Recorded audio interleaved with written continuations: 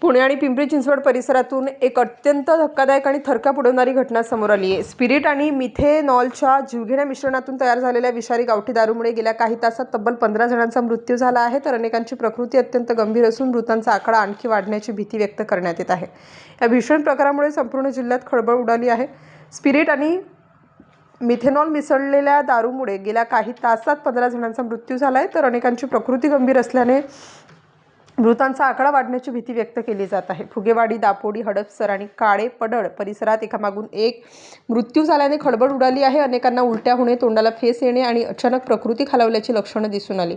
उरुळी कांचन परिसरात तयार करण्यात आलेल्या गावठी दारूमध्ये 215 लिटर घातक मिथेनॉल मिसळण्यात आलं। यानंतर ही विषारी दारू पुणे आणि पिंपरी चिंचवडमधील अनेक दारू अड्ड्यांवर पुरवण्यात आली।